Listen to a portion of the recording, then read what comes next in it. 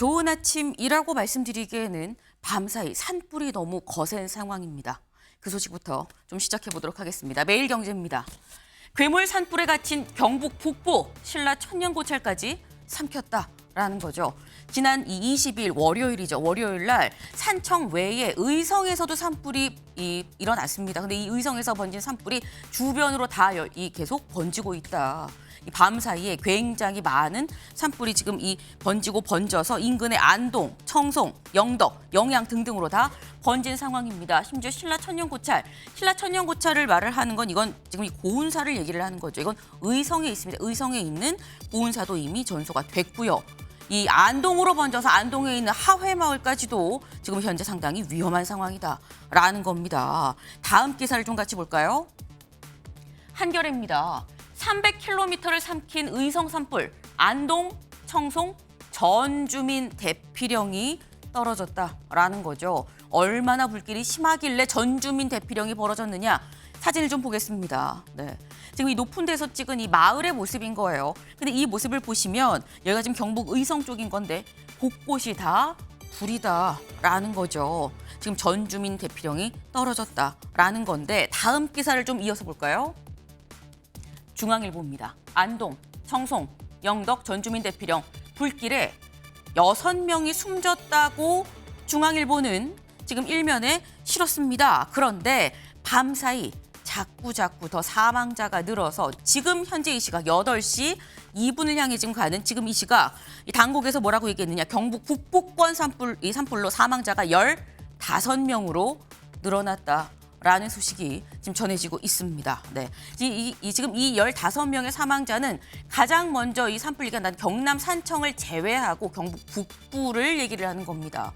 경북 북부 산불로 밤 사이까지 있었던 이 사망자까지 다 합치면 최소 15명까지로 지금 늘어났다라는 거죠. 이 소식 잠시 뒤에 저희가 현장을 좀 연결을 해서 자세히 알아보도록 하겠습니다. 다음 기사 볼까요? 조선일보입니다. 이재명 오늘 2심 선고 어떤 결과든 전국 요동친다. 오늘 오후 2시 이재명 민주당 대표의 이 선거법 항소심 선고가 있습니다. 네. 근데 오늘 이 2심 선고 어떤 결과든 전국은 요동칠 수밖에 없다라는 거죠. 네. 이 100만 원 미만이 나오든 100만 원 이상이 나오든 국민의힘이 웃든 민주당이 웃든 어떤 상황이든 전국은 요동칠 수밖에 없다라는 겁니다. 다음 기사를 좀 이어서 볼까요? 국민일보입니다. 윤보다 먼저 오늘 선고, 윤석열 대통령보다 먼저 이재명 대표의 항소심 선고가 오늘 이루어지는 거죠. 그렇다고 한다면 윤석열 대통령의 탄핵 심판 선고가 언제로 잡히느냐, 그리고 어떤 결과가 나오느냐에 따라서 같이 맞물려서 전국은 같이 요동칠 거다라는 전망이 나올 수밖에 없습니다. 이 얘기도 저희가 잠시 뒤에 대담으로 좀 같이 짚어봅니다. 다음 기사 볼까요? 동아일보입니다.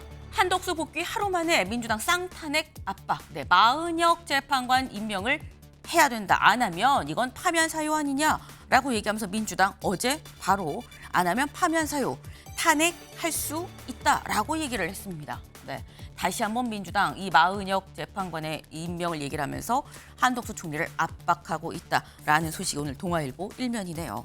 다음 사진 기사 볼까요? 네, 이게 뭔가 북적북적해 지금 보이는 모습입니다. 이거 뭐냐? 보면 윤석열 즉각 파면 뭐 이런 게 지금 붙어 있기도 하고요. 남태령의 모습입니다. 지금 이 남태령의 이윤 대통령에 대한 파면 촉구 집회에 참석하는 농민들이 트럭에 트랙터를 싣고 지금 올라오다가 막혔다라는 거죠. 경찰 제지에 지금 발이 묶였다. 왜? 뭐라고 얘기했느냐 법원에서 이 트랙터는 안 된다. 다만 트럭 20대만 가능하다라고 얘기를 법원에서 허가를 해줬더니 트럭에 트랙터를 싣고 그리고 서울로 오다가 경찰 제지에 막힌 상황이다라는 거예요. 오늘 이 밤 사이에도 계속해서 이 남태령은 트랙터, 트럭 그리고 농민들의 이 서울로 상경하는 이 발걸음이 계속 이어지고 있었다고 하는데 그 상황을 잠깐 영상으로 보고 오실까요?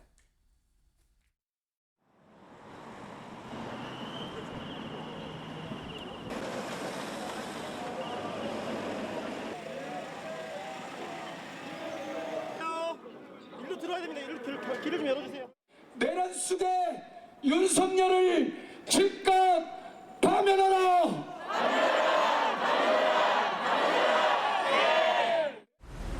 불법 시위용품을 실었기 때문에 트랙터를 내리면 집회 위반으로 입건하겠다는 거예요. 그래서 이곳은 집회 장소가 아니기 때문에 트랙터를 내릴 수 있는 거예요. 네. 지금 현재 남태령의 상황입니다. 아마 남태령은 오늘 출근 시간에도 계속해서 이렇게 올라오겠다는 이 서울로 올라와서 집회 현장에 참석하겠다는 농민들과 이를 제지하는 경찰들의 이 상황으로 상당히 좀 꽉 막혀 있지 않을까 하는 생각을 좀 해봅니다. 네. 아침의 매일경제 뉴스 종합 비타민 언제나처럼 TV로 좀 크게 보시다가요. 궁금한 점 유튜브 댓글로 남겨주시면 같이 좀 얘기를 해보겠습니다. 첫 번째 키워드로 들어갑니다.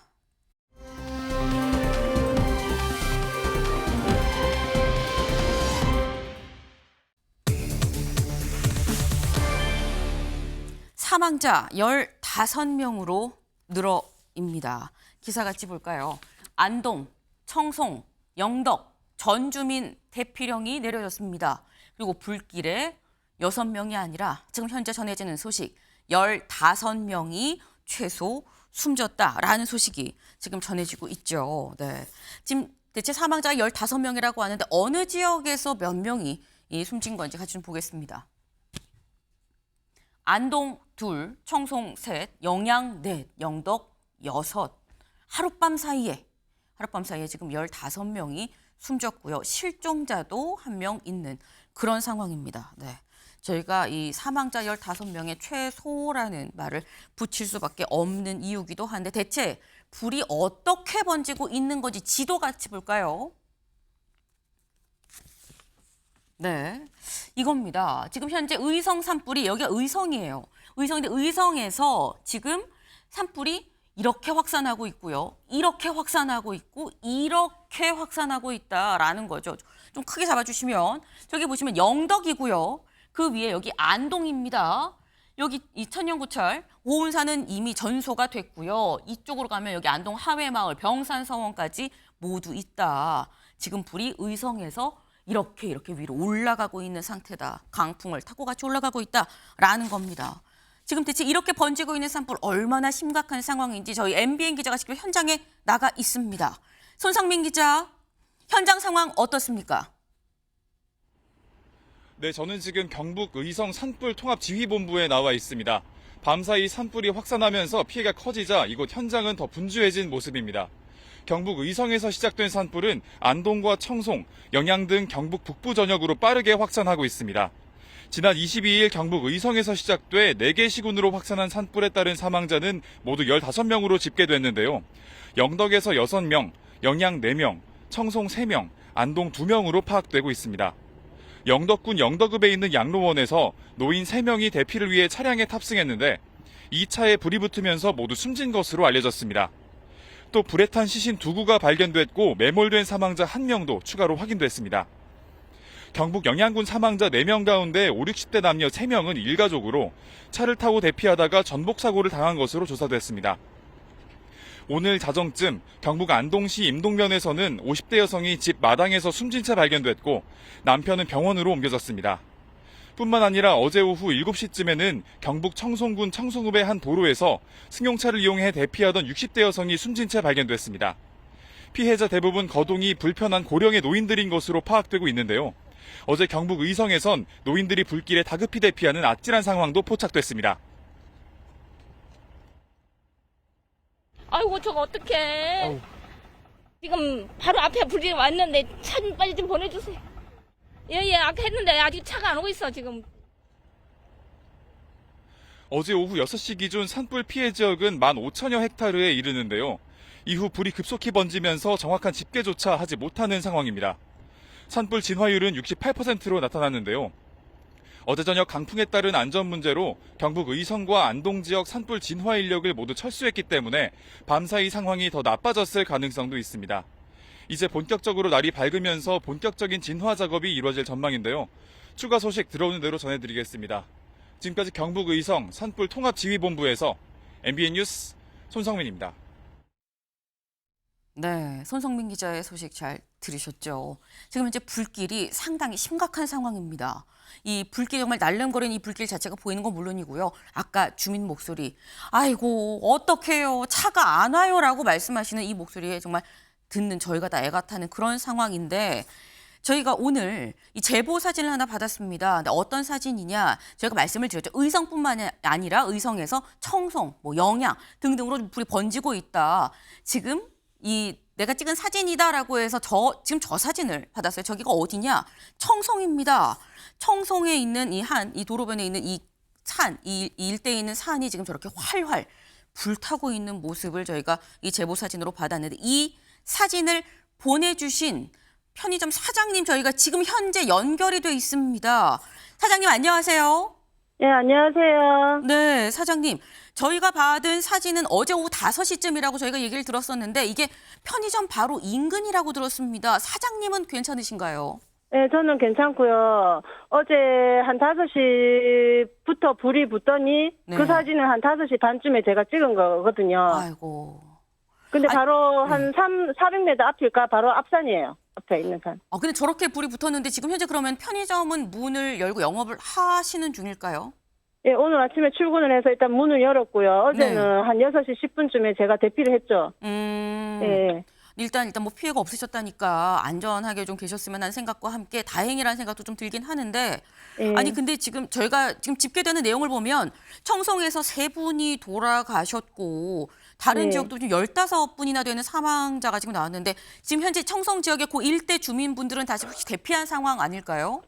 어제 제가 대피하면서 보니까 이미 다른 분들은 다 대피하는 상황이었고 차가 도로변에 너무 막혀가지고 빠져나갈 수도 없는 상황이었거든요. 네. 근데 아마 불이 다 꺼진 거 봐서는 우리가 조금 늦었지 다른 분들은 다 이미 가신 것 같았어요. 그러시군요. 예. 그러니까 예. 일단 지금 말씀이 너무 이 다른 사람들이 대피하느라고 다 차를 갖고 나서 차가 다 막혀 있는 상황이었다. 이 말씀을 네, 들어보니까 네. 약간 전쟁 피난 가듯이 지금 너도 나도 지금 다 급하게 좀 이동하는 상황이었다라는 느낌이 드는데 이제 사실 네, 이 맞아요. 사장님 이 편의점을 이제 영업하려고 이제 오셔서 문을 여셨습니다만 편의점 뭐 삼각김밥 샌드위치 이런 거 이게 유통 물류가 지금 요 일대가 가능할까라는 생각이 들기도 들거든요. 아마 어제는 원래 저희가 새벽 1시나 입고가 되는 시간대인데 아마 네. 못 왔을 상황이었고 아침에 와보니까 없었으니까 뭐 물류가 안 들어왔겠죠. 네, 그런 그렇군요. 상황이었어요. 아마 차량 자체가 이동이 안 됐어요. 저희도 이제 대피한다고 다른 지역으로 가는 상황에 불길이 양방향으로 다 붙어 있었으니까. 네. 네. 사실 그래서 여쭤봤습니다. 이게 좀 물류가 뭐 물건이 있고 없고가 중요한 게 아니라 이게 차량이 안으로 들어올 수 있나 없나 차량이 통제가 되고 있는 건지 들고 날 수 그래도 있는 상황인 건지 좀 여쭤보려고 여쭤봤는데 편의점이 사실 24시간 체제인 건데 좀 네. 늦게까지 하고 아침 일찍도 주민들이 좀 다급하게 연락이 온다거나 이런 적은 없었나요? 연락을 하더라도 인터넷도 안 되고 전화도 안 되는 상황이었어요. 아이고 그랬군요. 그러니까 뭐 문자를 보내고 뭐 사진을 뭐 이렇게 제가 전송을 받아서 보내주거나 이런 건 아예 안 되고 네. 뭐 가까이 있는 사람도 통화 자체가 안 되는 상황이었기 때문에 뭐 그런 거는 뭐 할 수가 없었죠. 네. 네. 아니 지금 사장님 말씀하시면서 저희가 지금 자료 화면으로 이제 불난 상황이 좀 같이 나가고 있는데 상당히 지금 시뻘건 불길이 막 일고 있는데 그럼 지금 현재 어제 오후 5시에는 정말 편의점 바로 앞에까지 그렇게 불이 났지만 지금은 약간 지나간 상황인 겁니까, 사장님? 네, 지금 오니까 이미 불은 꺼져 있고요. 꺼져 있는데 그게 뭐 자연적으로 연소가 되었는지는 잘 모르겠는데 꺼져 있고 이미 지금은 주황산 방향으로 뭐 불이 붙고 있다. 뭐 이 소식을 제가 듣긴 들었거든요. 그래서 네. 그쪽에서 이제 대피를 하고 있다. 이러면서 그렇게만 지금 전해 듣고는 있었어요. 네. 아이고 사장님, 이제 부디 안전이 제일 우선이니까요. 항상 좀 이렇게 서로 불길이 다시 편의점 네. 방향으로 올 수도 있으니까 가능한 네. 이제 안전을 최우선으로 생각하시고 네. 이 신경 써주시면 좋겠다라는 말씀을 다시 한번 우려와 같이 한번 드립니다. 사장님 감사합니다. 네, 감사합니다. 네.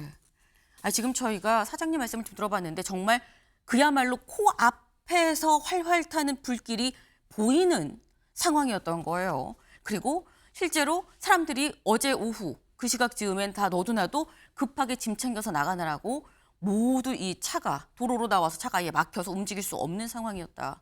전화 통신도 두절됐었다라고 말씀을 하셨습니다. 상당히 상황이 심각하다라는 생각이 들어요. 근데 이게 지금 현재 물론 이 가구들이 있는 이 민가에 덮친 게 가장 큰 이 문제입니다. 가장 심각한 상황인 거죠. 인명피해가 없는 게 제일 중요하긴 합니다만 더불어서 다음 기사를 좀 하나 더 볼까요? 산불, 세계유산 하회마을 위협, 청송 등 5개 교도소 3,500명 대피입니다. 지금 이게 민가를 덮쳐서 인명피해가 있는 건 당연히 제일 우선되는 심각한 문제인 거고요. 그리고 더불어서 문화재들, 세계문화유산 하회마을 세계문화유산이죠. 그런데 이것도 지금 전소될 위기에 놓였다라는 겁니다. 네. 그래서 저희 이 하회마을에 좀 현장 이 상황실이라고 얘기를 해야 될까요? 이 사무소라고 얘기를 해야 될까요? 이게 좀 꾸려졌다고 하는데 여기에 나가 계신 저희 소방관분을 지금 현재 지금 연결이 되어 있습니다. 김도연 예천소방서 예방안전과장님 안녕하세요. 과장님 안녕하세요. 예, 안녕하십니까. 예. 과장님 사실 저희가 지금 굉장히 바쁘시지 않을까라는 생각을 해서 좀 조심스럽게 부탁을 드리긴 했습니다만 지금 현재 불길이 하회마을로 와 있는 상태는 아니고 일단 비상 대기 상태이신 거죠? 예, 맞습니다. 지금 네. 불길은 의성군 신평면에서 하회마을까지 한 약 7km 정도 됩니다. 그러나 하회마을 내에 불길이나 불꽃이 보이지는 않습니다. 그래서 하회마을을 세계 유네스코 유산이기 때문에 보호하는 차원에서 저희들이 지금 대기하고 있습니다. 네. 일단 말씀이 하회마을에서 불길이 보이는 상황까지는 아니라 하지만 세계문화유산이기 때문에 혹여나 이 어떤 상황이 있을지 모르니까 만반의 준비를 위해서 지금 대기하고 있는 거다라고 말씀을 하셨는데 지금 사실 가장 우려되는 게 강풍이 문제다라는 얘기가 지금 계속 나오고 있거든요. 강풍이 예. 이 바람을 타고 불길이 이동을 하면 굉장히 빠른 속도로 번지는 건데 이 강풍, 이 바람의 방향이 하회마을 쪽으로 거쳐서 올 가능성도 있지 않을까라는 우려를 좀 해봅니다. 예, 지금 현재까지로는 네. 저희들이 기상 상황을 이렇게 봤을 때는 하회마을하고는 조금은 물론 이제 그 자연적인 재난 이거는 예단은 할 수 없지만은 현재까지의 바람은 하회마을보다는 저쪽에 이제 동쪽으로 치우쳐서 영덕 개시마을까지 가는 이런 상태입니다. 네. 그러나 지금 하회마을의 현재 상황은 바람은 아주까지 잦아든 상태고 좀 그렇게 큰 돌변상, 이변상이 없으면은 하회마을 쪽은 그렇게 그렇게 이제 큰 문제는 없을 것으로 예단할 수는 있습니다. 네.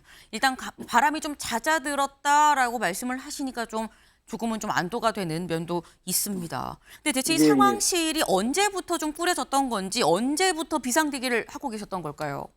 저희들이 어제 네. 17시부로 경상북도 소방공무원 비상동원 전 소방공무원 동원이 되어서 지금 현재까지 계속 근무하고 있습니다. 그렇군요. 어제부터 다 이 비상 이 대기 예. 조치가 이루어지고 있다라고 말씀하신 건데, 근데 사실 아직은 아직 불길이 보이지 않는 상태인 거고 지금은 괜찮습니다라고 말씀하시긴 했지만 만에 하나 불길이 온다 그러면 드는 생각이 아니 하회 마을은 이 마을 자체인 거네 건물 이 집들을 다 뭐 띄워서 옮길 수 있는 것도 아니고 그러면 이 방제 조치를 어떻게 해야 되는 거야라는 생각이 들긴 들거든요. 예, 그래서 저희들은 소방공무원 80명, 소방차량 18대를 네. 하회마을에 있는 보물인 양진당, 충효당, 그리고 만송정이라는 천년 기념물에 집중 방수를 하고 있으며 소방차량과 전 소방공무원 80명이 연소하기 쉬운 가연물에 불이 나지 않도록 예비 주수를 2시간마다 7회에 걸쳐 154톤을 가지고 방수를 하고 있습니다. 그래서 혹여나 불티나 불이 날 것을 방지하기 위해서 철저하게 대비에 노력을 하고 있습니다. 네. 사실 지금 저희가 문화재 세계 이 문화유산이라고 얘기해서 하회 마을에 이것만 지금 얘기를 하고 있는데 사실 여기 주민분들도 사시는 걸로 제가 알고 있는데 주민분들은 그럼 지금 대피를 하신 상황인 걸까요? 예, 주민들은 어제 18시 기준에 해서 풍천면 강덕리에 있는 18명을 대피소에 이동 조치하고 있는 상태입니다. 그래서 그거는 추이 상황을 보고 다시 더 이렇게 이동 조치할 예정에 있습니다. 네, 어제 오후 6시부로 일단 주민분들은 다 대피를 한 상황이다라는 말씀이셨습니다. 그렇습니다. 감사합니다, 소방관님. 예, 알겠습니다. 하여튼 철저하게 세계 문화유산인 하회마을을 보존할 수 있도록 최선의 노력을 다하겠습니다. 감사합니다. 예, 감사합니다. 네. 네. 지금 일단 하회마을까지 불길이 번지지는 않은 상황인 걸 저희가 확인을 할 수가 있었습니다. 하지만 어떤 일이 있을지 모르기 때문에 지금 어제부터 계속해서 이 비상 대기 상태다라는 말씀을 하셨는데 이럴 때 드는 생각, 비라도 오면 참 좋을 텐데라는 생각이 드는데 비 소식을 좀 알아봤더니 다음 기사 볼까요? 애타던 봄비, 내일 예보가 있지만 의성 청송엔 고작 5mm밖에 예보가 되지 않았다라는 거예요. 비가 올 예정이긴 하지만 양이 굉장히 적다. 네, 다소 약간 하늘에 이 원망스러운 마음도 없잖아 들긴 합니다만 하늘도 도와야 이렇게 큰 대형 산불은 막을 수가 있지 않나라는 생각을 좀 해봅니다. 일단 비가 오는 것도 오는 거고 가장 중요한 건 일단 인명 피해가 없어야 되는 게 가장 중요한 거겠죠. 이미 최소 15분이 사망자가 지금 발생했기 때문에 추가적인 인명 피해가 발생하지 않도록 여기에 지금 총력을 다해야겠다라는 생각을 좀 해봅니다.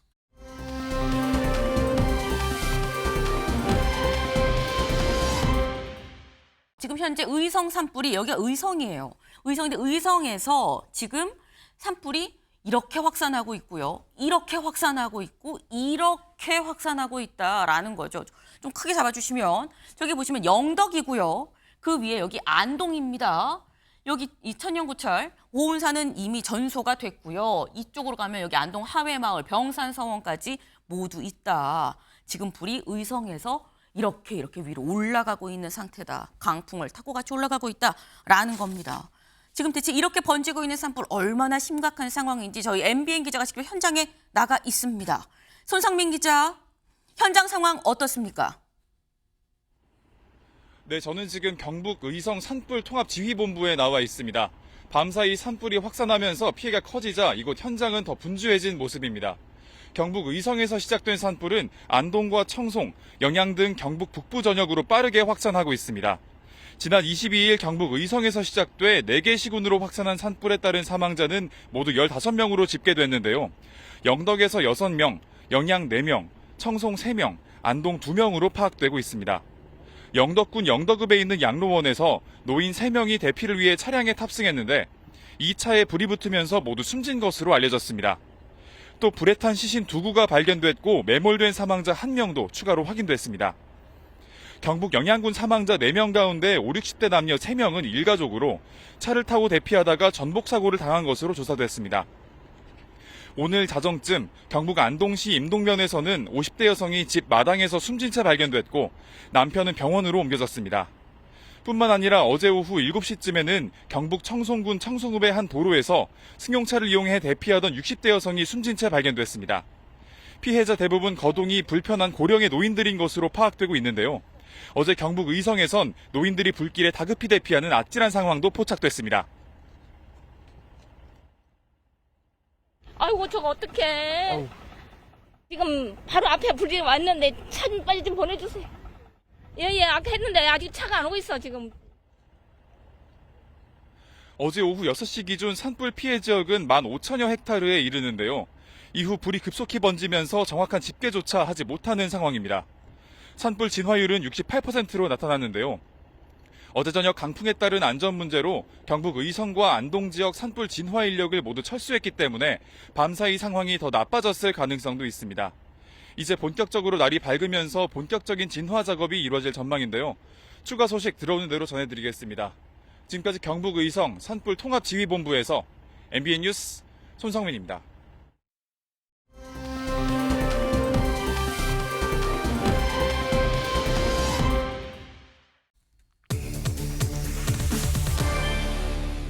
$100만 100만 원. 이게 무슨 얘기인지 기사 같이 볼까요?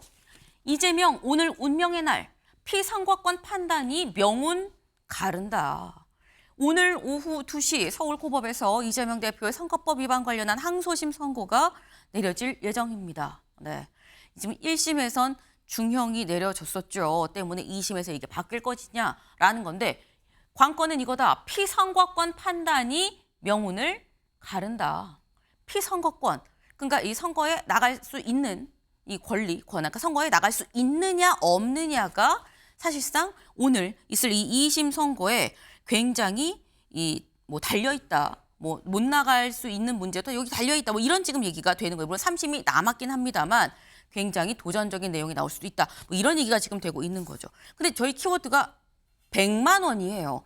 왜 100만 원이야 생각하실 수 있는데 선거법은 100만 원 미치냐, 100만 원 위냐에 따라서 피선거권이 달려 있죠.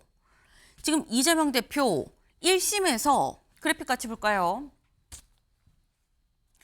1심에서 징역 1년에 집행유예 2년이라는 중형이 나왔습니다. 혐의가 뭐였느냐?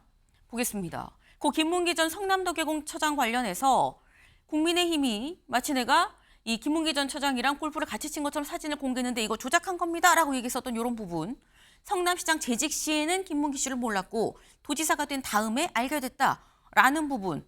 이 부분에 대해서 1심은 뭐라고 판단을 했냐. 일부 유죄, 일부 무죄. 네.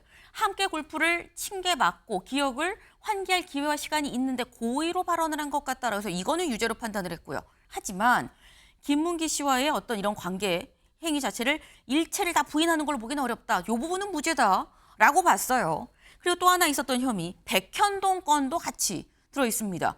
백현동 부지 변경 관련해서, 부지 용도 변경 관련해서 국토부가 이거 문제 삼겠다고 협박해서 용도 변경해준 거다라고 발언한 이 부분에 대해서 1심에서는 이건 협박에 의한 게 아니라 이재명 대표가 스스로 결정한 거다. 고로 유죄다라고 해서 징역 1년에 집행유예 2년이 나왔다라는 거죠. 1심은 이랬는데 그럼 오늘 오후 2시에 있을 2심은 어떻게 될 것이냐라는 겁니다. 이승훈 변호사님. 한 3가지로 볼 수 있을 것 같아요.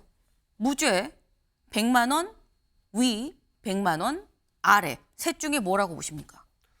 저는 무죄가 나오거나 100만 원 아래가 나올 가능성도 충분히 있다라고 네. 생각을 합니다. 이미 이 부분에 대해서는 국민들이 판단을 했어요. 그래서 김문기 씨를 몰랐냐 또는 국토부의 압박극이나 협박을 받았느냐와 관련해서는 대선 과정에서 0.72% 차이로 패배를 했잖아요. 그 과정에서 국민이 판단한 것인데 누구를 알았냐 몰랐냐를 가지고 또 압박을 받았냐 협박을 받았냐라고 하는 어떤 인식의 차이를 가지고 패배한 대선 후보에게 사법부의 잣대를 들이댄다라고 하는 것들은 결국 이게 정적 제거라고 볼 수밖에 없기 때문에 표적 수사를 통해서 정적 제거를 하기에는 너무나도 국민이 충분히 판단할 수 있는 몫을 사법부로 가져가는 것이기 때문에 저는 이 부분에 있어서는 사법부가 절제해야 된다.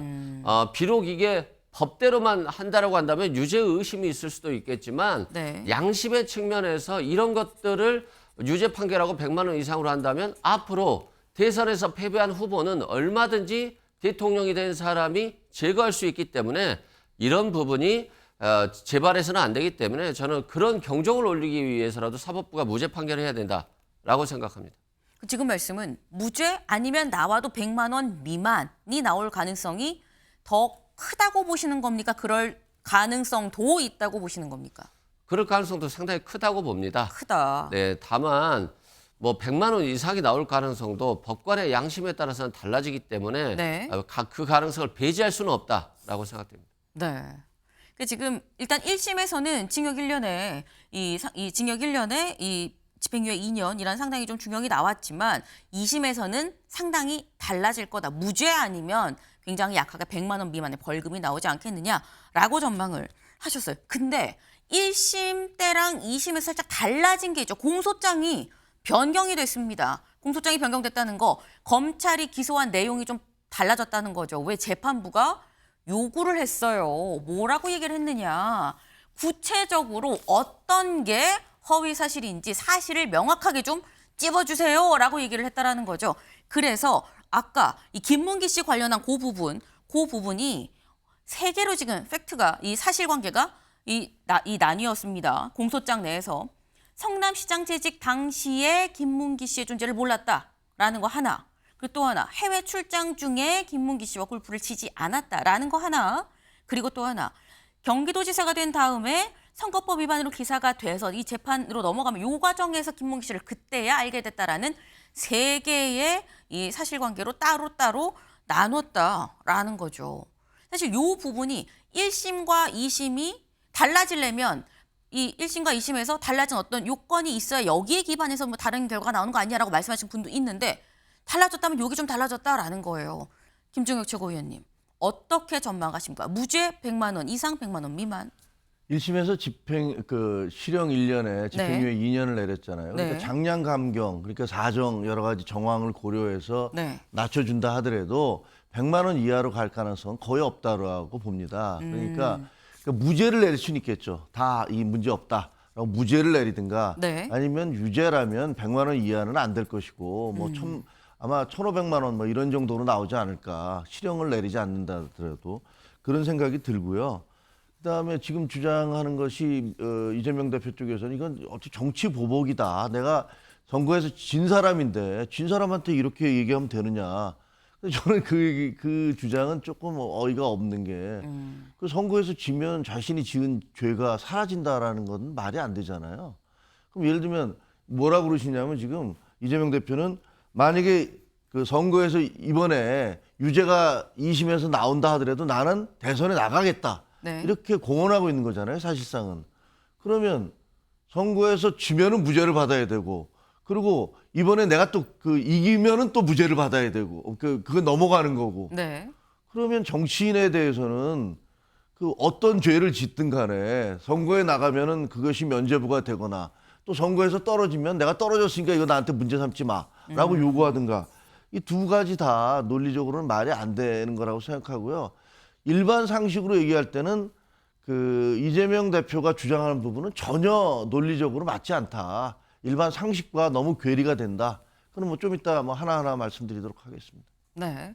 이재명 대표가 하는 얘기가 일반 상식과 좀 괴리가 있기 때문에 일단 유죄가 나올 거라고 생각을 하고 뭐 기본적으로 무죄가 나올 수도 가능성상으로 있긴 하지만 중간에 뭐 애매하게 100만 원 미만이 나올 가능성은 나는 없다고 본다라고 이렇게 말씀을 하셨어요.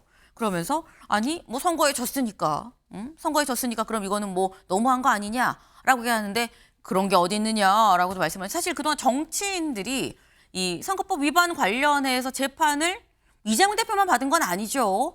역대 이 받았던 정치인들이 있습니다. 특히 최근에 어떤 정치인들이 있었느냐 보겠습니다. 양문석 의원이 있었죠. 양문석 의원. 허위사실 공표 혐의 1심 유죄를 받았습니다. 1심에서 벌금 150만 원 나왔죠. 네.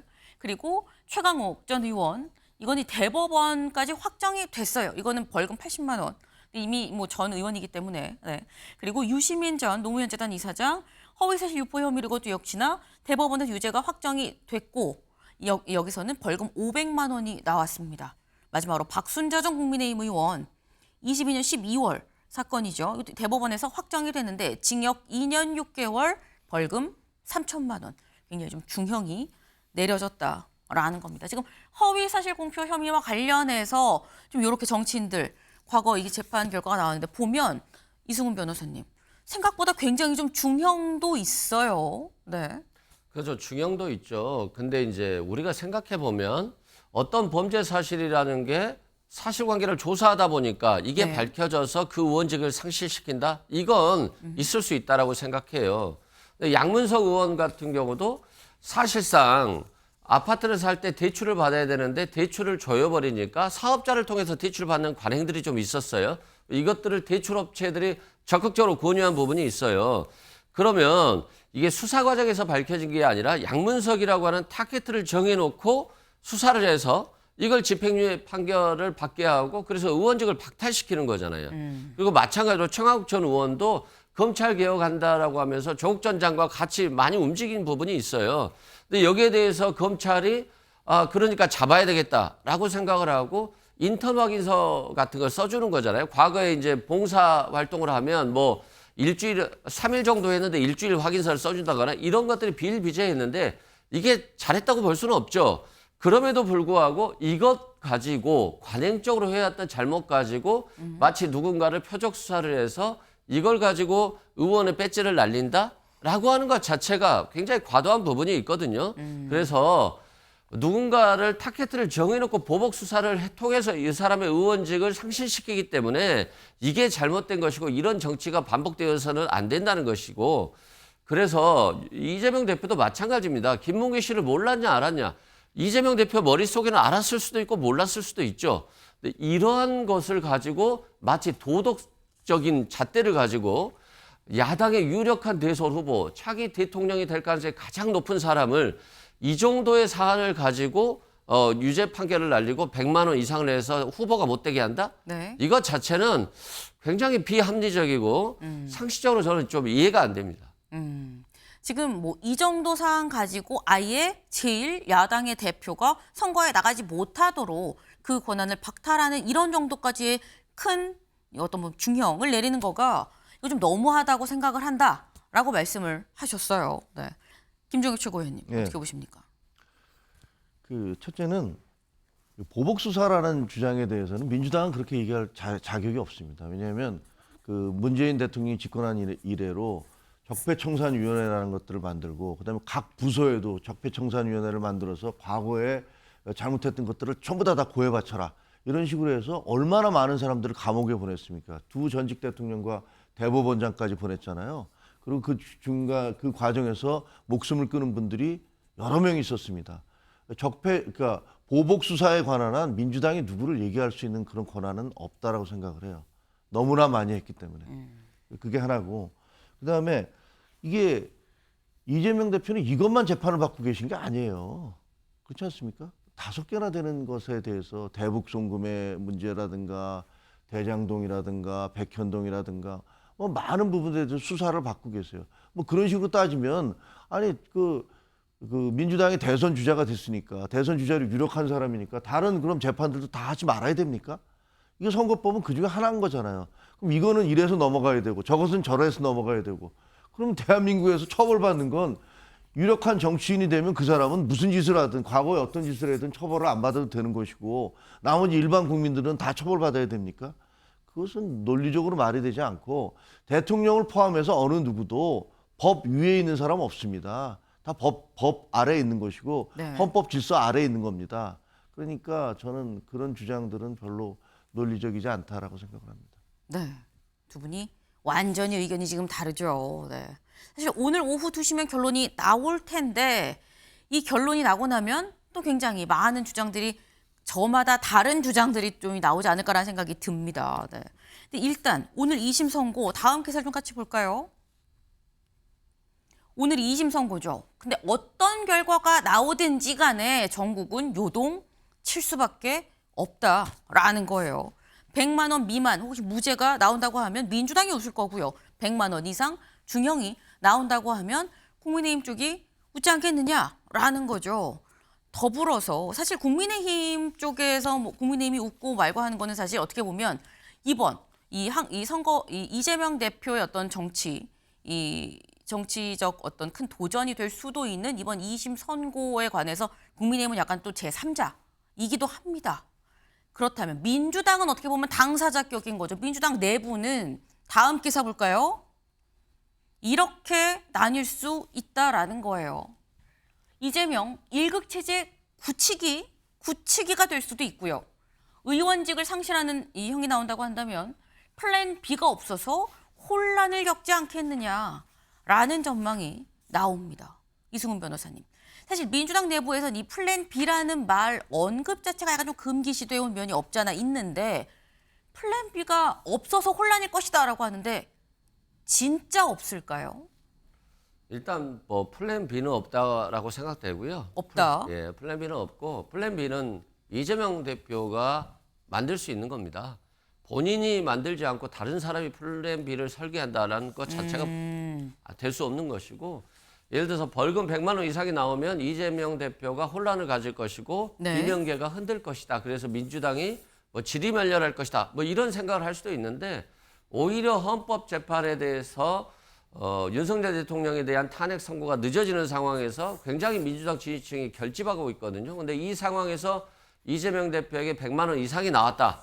라고 한다면 더 결집할 거예요. 더 갈등적인 요소가 사라들고 네. 오히려 국민의힘이라든가 윤석열 대통령 헌재를 향해서 더 강화된 분노를 표출할 것이기 때문에 오히려 비명이 움직일 공간이 없어집니다.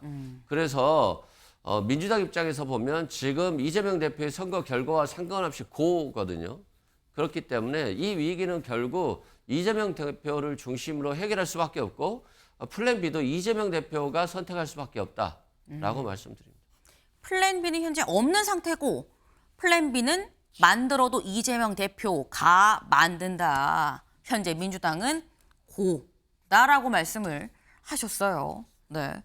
지금 현재 플랜 B는 없다라고 그리고 만들어도 이재명 대표가 만든다라고 말씀을 하셨는데 김종혁 최고위원님, 국민의힘 입장에서 민주당이 플랜 B를 만든다면 가장 무서운 플랜 B는 뭐가 있는 겁니까? 가장 무서운 플랜 B가 뭐 이재명 대표가 낙마하고 다른 사람이 들어가는 거겠죠. 그게 이재명 누가 대표 되든지 간에 입장에서는 무서운 거다 그거는. 네, 그 이재명 대표에서 무서운 거겠지만 일반 네. 국민의 입장에서 그게 무서운 건지는 잘 모르겠습니다. 근데 저는 드는 생각이 그 플랜 B를 이재명 대표가 만들지 누가 만들지는 잘 모르겠습니다만 네. 대통령이 만약에 탄핵에 인용되면 조기 대선이 치러져요. 근데 일부 사람들은 그걸 못 받아들이겠다고 얘기를 합니다. 이재명 대표가 만약에 그 재판에서 유죄가 판결되면은 대부분 판결이 언제 날지 모르지만 굉장히 치명적 타격을 입는 거예요. 근데 이재명 대표 지지자들은 절대로 그걸 받아들일 수 없다고 얘기합니다. 그러면 도대체 대한민국에서 법은 누구 지키는 겁니까? 다 못 받아들이겠다. 내가 지지하는 사람이 예를 들면 내가 원치 않는 판결을 받는 것은 나는 받아들일 수 없다라고 얘기하면 대한민국은 무법천직이에요.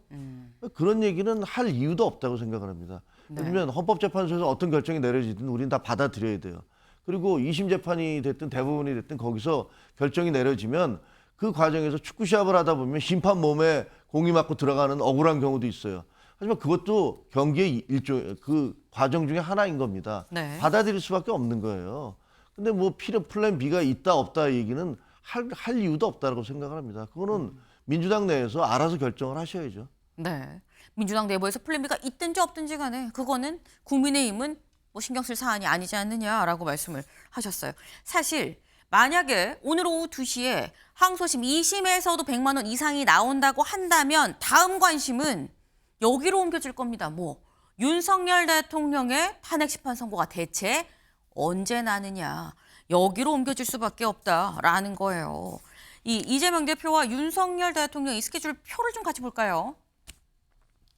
이겁니다. 일단 이재명 대표 오늘 오후 2시에 선고가 나죠. 선고가 나고 이건 지금 2심이기 때문에 3심은 대략 60일 이내 2달 안에 이 선고가 나야 됩니다. 때문에 3심은 한 6월 26일까지 일단 선고 기한, 물론 선고 기한을 꼭 지키라는 법은 없습니다만 현재 633 해서 이 2개월 정도 60일 해서 할 수 있다라는 거예요.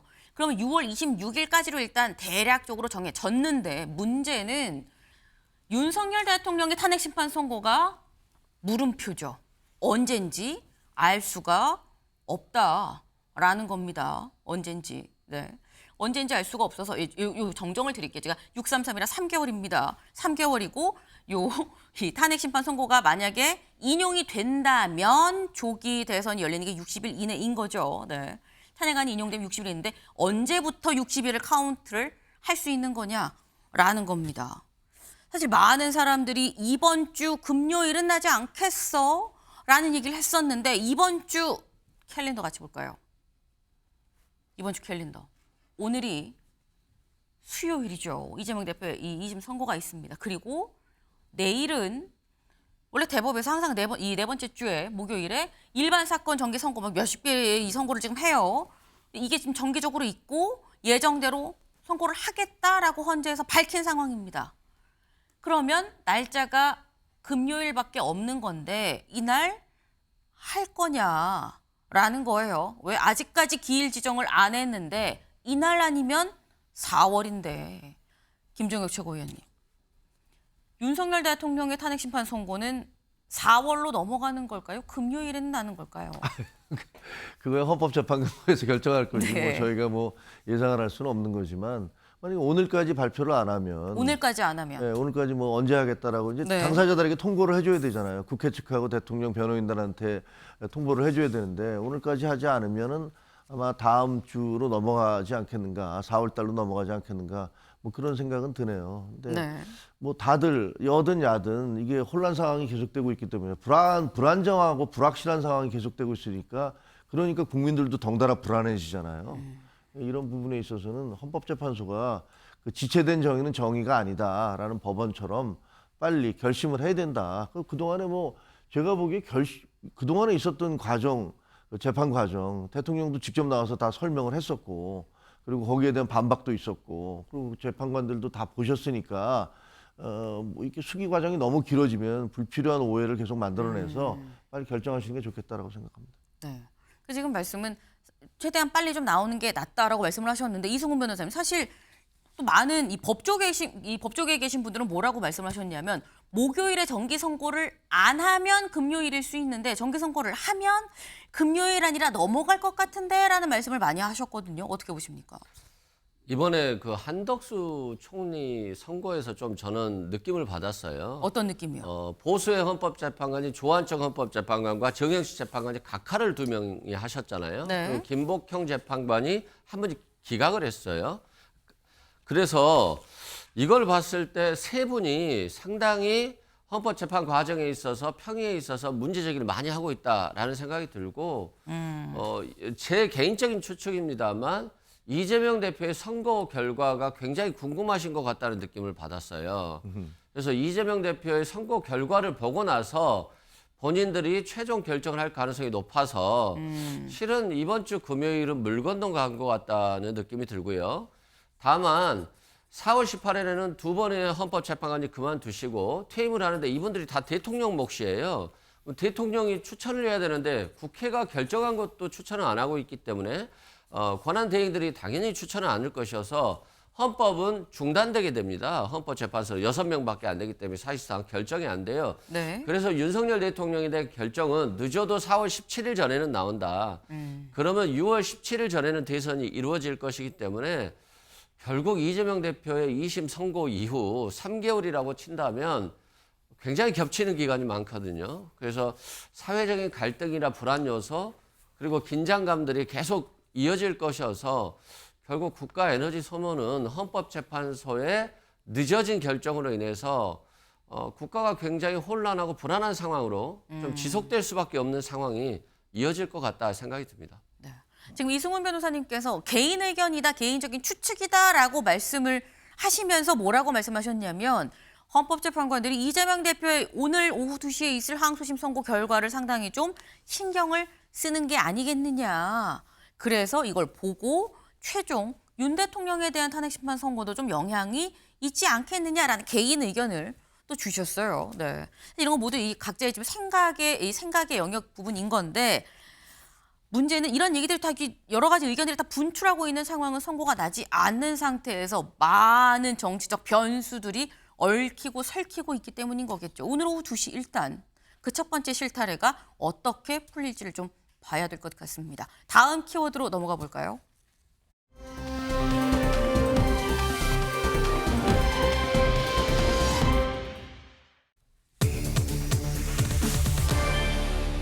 보이지 않는 손입니다. 네, 보이지 않는 손. 애덤 스미스의 얘기죠. 근데 이게 갑자기 왜 나왔느냐? 경제 얘기하나?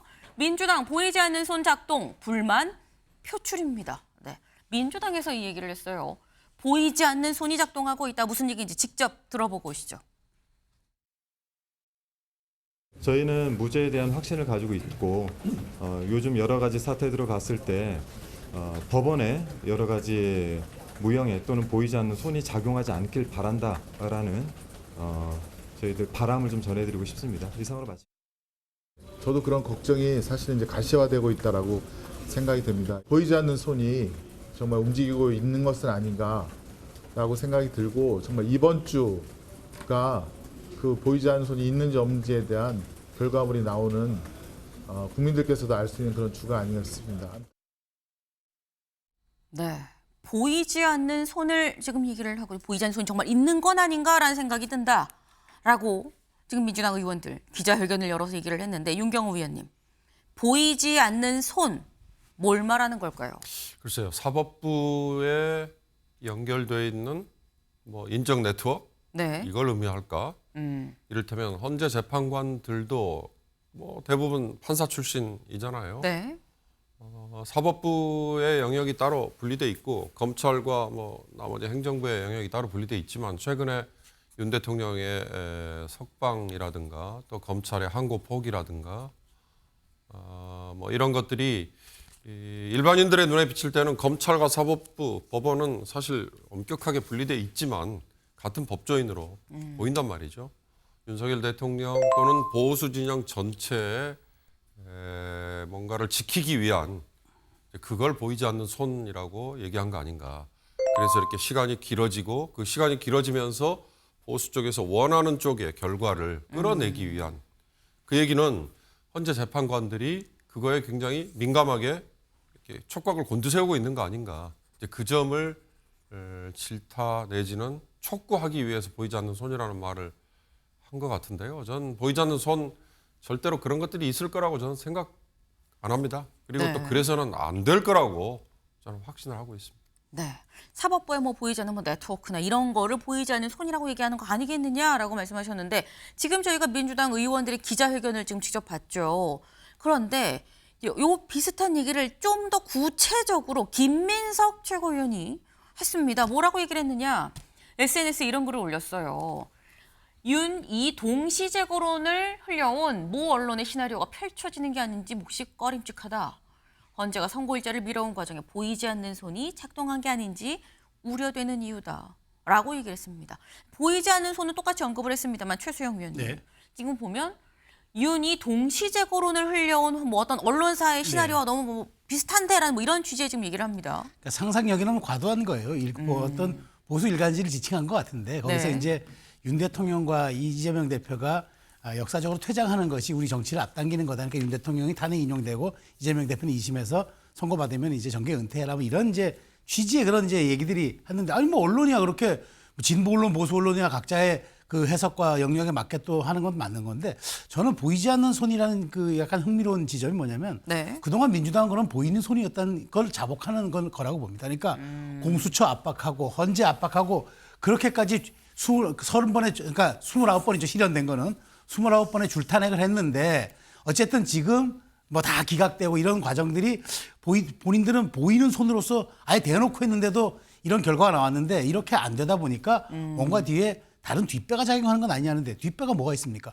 헌재 구성 우리가 흔히 정치적 후견주의라고 얘기하잖아요. 네. 누구한테 물어도 약간은 진보 우위라고 얘기하는 게 통상의 해석입니다. 그럼 헌법재판소도 진보 우위고 그다음에 아직도 지금 새로운 조희대 대법원장 임명됐다고 하나 아직도 김명수 대법원장의 잔재가 남아 있다. 뭐랄까 그 후 결과가 남아 있다라고 많이 보는 네. 분들도 많아요. 그런 측면에서 그러면 여기에 정치적 영향력을 행사할 수 있다라는 건 지금 막 윤 대통령 측을 얘기하는 것 같은데 이미 대통령 직무정지가 된 지 100일이 넘었습니다. 그렇다면은 저는 이런 식의 이야기를 가지고 지지층에게 말하자면은 일종의 저는 약간 말하자면 불복 빌드업이라고 저는 생각해요. 왜냐 지금 당사가 광화문 나갔잖아요. 만일 이 과정에서 네. 그 윤 대통령에 대한 기각이 나온다거나 그 각하가 나오면은 이 당사가 저는 투쟁의 핵심 본부가 될 거라고 생각하는 겁니다. 그런 측면에서 지금 김민석 최고위원의 저 말은 보이지 않는 손은 아주 민감한 트리거를 작동시키는 것 같아서 대단히 좀 부적절하다는 생각이 듭니다. 굉장히 민감한 트리거를 작동시키는 걸로 보인다. 이 윤 대통령에 대한 탄핵 심판 선고가 어떻게 나오든지 뭔가 만약에 기각이 나온다고 한다면 각하가 된다고 한다면 인용이 아닌 다른 결과가 나온다고 한다면 불복할 빌드업을 미리미리 지금 하고 있는 거 아니겠느냐라고 말씀을 하셨어요. 네. 이게 지금 불복 빌드업이다라는 주장에 대해서 윤경호 의원님 어떻게 보십니까? 글쎄요, 뭐 그게 지지층들이야 다 뭉쳐라. 지지층들이야 지금 준비합시다. 그런 차원보다는 이 선거가 지금 늦어지고 있다는 이제 그거에 대한 불안감이죠. 그렇지 않고는 사실 보이지 않는 손이든 보이든 손이든 민주당이든 국민의힘이든 그러면 헌법재판관들에게 영향력을 행사할 수 있는 뭔가 장치가 있다고 지금 생각을 할까요? 저는 뭐 25년, 30년 법조계 있었던 걸로 헌법재판관이라는 중요한 자리에 간 분들인 만큼 네. 그 8명이 진보 성향이든 보수 성향이든 저는 헌법과 법률에 대한 엄격한 해석 그리고 그 기본 원칙에 따라서 입장을 내놓지 않을까. 그런데 한덕수 총리에 대한 의견 표시를 보니 그게 아닐 수도 있겠구나라는 생각이 약간 들잖아요. 아까 뭐 이승우 변호사가 살짝 설명하셨습니다만 그런 것들이 다 조율이 돼야 되잖아요.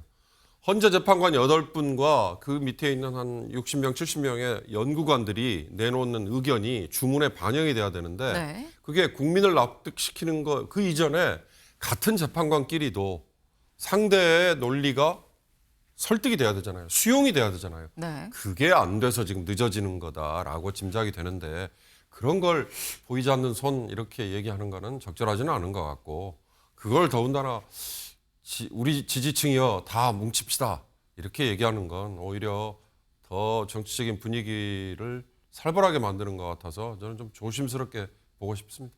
네. 근데 지금 이 보이지 않는 손 얘기가 민주당에서 나온다는 걸 불안해서 그러는 거 아니겠느냐라고 말씀을 하셨는데 다음 기사를 좀 볼까요? 윤 심판 내달 18일까지도 무결론 땡 점점점 최악 걱정하는 민주입니다. 다음 달 18일에 문영배 이미선 재판관이 퇴임을 하죠. 현재 8명인데 2명이 퇴임을 하면 결론을 못 내는 상황이 될 수 있는데 4월 18일까지도 결론 못 내는 거 아니야? 라는 두려움이 지금 민주당 내부에서 좀 팽배한 것 같다라는 거예요. 최수영 의원님. 네. 실제 4월 18일까지 못 내고 두 헌법재판관이 퇴임할 가능성 얼마나 된다고 보십니까? 저는 조심스럽지만 그 가능성은 50% 이하라고 생각을 합니다. 그러니까 왜냐하면 지금 현실적으로 그러면 여러 가지 남은 문제들을 고려해야 돼요. 그러니까 네. 우리가 법에서는 180일 내만 하면 된다라고 규정하니까 6월 중순까지만 하면 법리적으로는 문제가 없어요. 그런데 이게 법리적으로 갈 수 있는 문제입니까? 정치적으로 갈 수 있는 문제일 수밖에 없는 게 헌법재판소의 기능과 판단이라는 게 사법과 정치의 경계에 있을 수밖에 없지 않겠습니까? 그러다 보니까 저는 가장 현실적인 문제는 뭐냐? 그러면 퇴임한 만 4월 18일 날 2명의 퇴임한 그 재판관의 자리를 대통령 몫으로 채워야 하는데 그럼 한덕수 총리 권한대행이 대통령이 하는 거죠. 그렇다면 또 다른 시비가 불거질 겁니다. 대통령 권한대행이 이번에 의결 정족수 가지고도 논란이 붙어서 결국 헌재가 개입을 했는데 그렇죠. 그러면 대행이 대통령 몫의 사람을 그것도 선출될 권력이 아닌 사람이 지명할 수 있느냐라는 또 새로운 문제에 봉착하면 그거 민주당이 용납하겠습니까? 현재 의회 권력을 갖고 있는 민주당이 그렇다고 보면은 이런 여러 가지 사후적인 어떤 논란들을 고려해 본다면은 4월 17일 이전에 결론 내리는 게 맞다라고 보면은 하루 전에 결론이야 조금 너무 또 애매해질 수 있으니 4월 15일 안에는 결론이 날 것이다. 그러면 4월 15일까지 여야 모두 조금 정중동의 자세로 헌재의 판단을 촉구하는 것이 맞지 과도하게 개입하는 거는 저는 좀 이런 얘기들 뭐 플랜 B를 봐야 된다. 우리가 뭐 그 이유를 걱정하자. 이 얘기도 조금 과도한 지적 같다는 생각이 듭니다. 네. 지금 이 헌재의 판단이 나올 때까지 일단 여야 모두 좀 정중동하자라고 말씀을 하셨어요. 그런데 이 정중동과는 약간 좀 완전히 다른 얘기가 지금 국회에서는 나오고 있다라는 거죠. 의원 총사퇴 얘기가 나옵니다. 직접 들어보시죠. 필요하다면 여야 국회의원들이 모두 총사퇴하고 총선을 다시 치릅시다. 어차피 이 정도 내란 상황이라면 국회를 차라리 재구성해서 체제를 정비하고 재출발하는 게 낫다고 생각합니다. 탄핵 국면이 정리되기 전까지 의원직 사퇴는 절대 해서는 안 된다고 봅니다. 만약에 파면이 선고되고 조기 대선이 치러진다라고 하면 국회도 책임을 같이 묻는 차원에서 뭐 총선 대선을 같이 치르는 것은 뭐 가능할 수 있지 않겠냐라는 생각들은 뭐 개인적으로는 하고 있습니다. 네, 의원 총사퇴 얘기가 민주당의 지금 이현주 의원, 김용민 의원 얘기가 지금 나왔죠. 두 사람이 생각이 이렇게 같지 않은 것 같아요. 이런 의원 총사퇴가 사실상 이게 현실적으로 윤경호 의원님 가능한 건가? 지금 가뜩이나 지금 뭐 대통령 직무정지의 대행 체제에서 의원 총사퇴 이런 생각이 들긴 들거든요. 불가능하죠. 저런 얘기를 할 수 있는 권한을 누가 부여했을까? 국회를 해산한다 또는 의원직을 총사퇴해서 재선거를 치르자라는 얘기를 주권자인 유권자 외에 누가 할 수 있겠어요? 우린 대통령에도 국회 해산권 부여하지 않잖아요. 저걸 윤상현 아마 국민의힘 의원이 처음에 꺼냈을 거예요. 궁지에 몰린 국민의힘 입장에서는 할 수 있는 얘기죠. 그런데 국회마저도 총사퇴하고 국회의원 총사퇴하고 국회마저도 해산한다. 그러면 대한민국은 정말 무정부 상태가 되는 거 아닙니까? 그러니까 지금 4월 18일을 데드라인으로 얘기하는 분들이 4월 18일을 넘어가면 어떻게 되느냐를 묻는 분들이 벌써 있더라고요. 그 얘기는 헌재가 탄핵 발의 6개월 안 지키면 어떻게 되느냐 이 질문. 그다음에 선출직이 아닌 한덕수 대행이 윤 대통령의 남은 임기 2년을 내내 채우면 어떡하느냐 이런 식의 질문하고 다 연결이 되는 거예요. 그건 대한민국은 정말 무정부 상태에 완전 혼돈의 극치로 간다는 얘기이기 때문에 거기에 하나 더 숟가락을 올리는 게 국회의원 총사퇴, 총선 다시 치르자. 저건 정말 경솔하고 부책임한 얘기라고 생각해요. 더군다나 다수당이. 네. 절대로 저건 다시 꺼내서는 안 되는 얘기라고 봅니다. 네, 좀 무책임한 얘기다라고 비판을 하셨어요. 그런데 여기에 나도 동의합니다라고 말한 여당 의원도 있어요. 누구냐 볼까요? 김민전 의원입니다. SNS에 뭐라고 올렸냐. 이현주 의원의 총사퇴, 재선거 발언 지지합니다라고 얘기를 했습니다. 최수영 의원님. 이게 여야의 셈법이 제각각이에요. 이현주 의원의 내각 총사퇴는 뭐냐. 선거 다시 치르면 지금 분위기에서 민주당이 200석 넘는다. 개헌 저지선 우리가 개헌선 우리가 단독으로 확보한다. 네. 아예 우리가 헌법 바꿀 수 있으니까 이 차제 탄핵 기다리지 말고 우리가 정권을 아예 의회 권력으로 행정 권력까지 창출하자라는 생각이고 김민전 의원의 저 발언은 그래 탄핵 국면에서 우리 일부 지지 확인했어. 우리 과반 가져올 수 있겠네. 우리 이번에 우리 의원직 다 내던지고 다시 선거하면은 우리 과반 가져와. 그러면 당신들의 의회 일당 독재 끝나라는 생각을 갖고 있는 겁니다. 그러니까 여야의 셈법이 각각 다른 의원총 사퇴예요. 그런데 실현 가능성은 제로죠. 왜냐? 말씀하신 대로 주권자가 4년을 유임했는데 어떻게 1년도 채 못 채우고 나옵니까? 그리고 이거 그렇다고 여야 합의한다고 국회의장 최종 권한을 가진 국회의장이 이거 승인합니까? 그리고 하게 되면은 이 미중유의 이 사태, 대선과 총선을 동시에 치르는 이거 국민적인 이 비용, 사회적 비용, 국가적 혼란, 이거 누가 감당합니까? 그러니까 각각의 셈법이 같으니까, 그러니까 한 사람은 200석이 넘어서 우리가 단독으로 가져가야 돼. 한 사람은 우리가 과반 가져오니까 이길 수 있다. 제가 보기에 탄핵의 재구성이라는 측면을 넘어서 민심의 오독이라는 저는 생각이 듭니다. 네, 저마다 여야가 셈법이 다르니까 이런 얘기를 하는 거 아니겠느냐. 판을 흔들면 우리가 더 이득일 거야 라는 저마다 다른 생각으로 나온 얘기인데 이 결론은 두 분 다 현실성이 없다라는 말씀을 하셨어요.